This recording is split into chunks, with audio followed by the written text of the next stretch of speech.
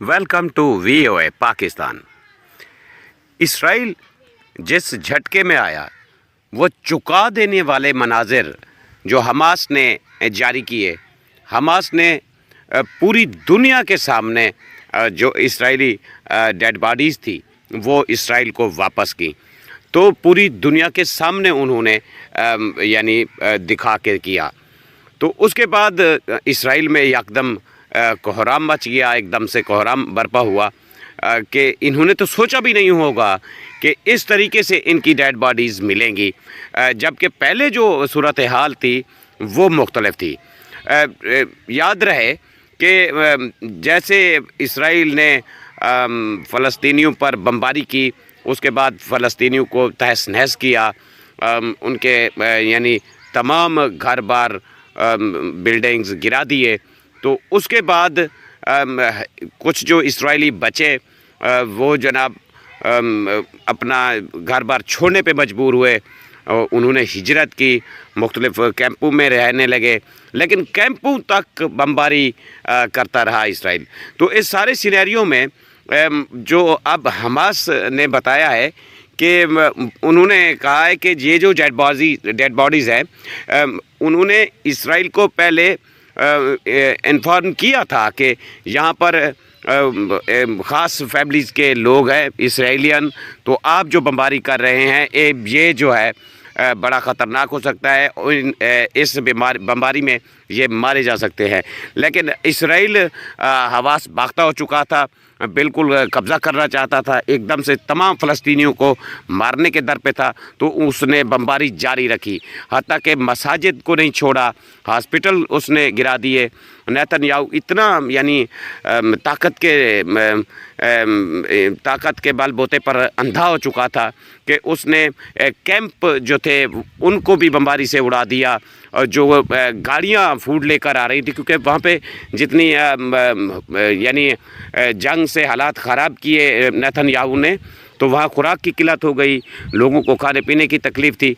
तो उसके बाद जो गाड़ियाँ आ रही थी सामान लेकर, खाने पीने की चीज़ें लेकर, तो उन पे भी बमबारी की गई, और हॉस्पिटल जो है उन पे बमबारी की गई, डॉक्टर वगैरह भी शहीद हुए, जर्नलिस्टों को जो भी नहीं छोड़ा। तो उसके बाद जो सूरत हाल बनी, ये हमास के मुजाहिद जो थे, हमास के लोग जो थे, ये इन्फॉर्म करते रहे इसराइल को, जो आप जो बमबारी कर रहे हैं आप इसराइलियन पे यानी निशाना कर रहे हैं। तो उसके बाद इन्होंने वाज़ेह सबूत दिखा के पूरी दुनिया को दिखा के दिए कि इसराइली बमबारी से इसराइलियन यानी हलाक हुए। तो ये तमाम सूरत हाल में नेतन्याहू एकदम सख्ते में आ गए। तो उसके बाद इसराइलियों ने इसराइल से ये जो कोड हो रहा है कि एक वीडियो जारी की डोनाल्ड ट्रंप को, और उसमें कहा कि ये देखें हमास के लोगों ने हमारे जो है डेड बॉडीज़ दी हैं हमें।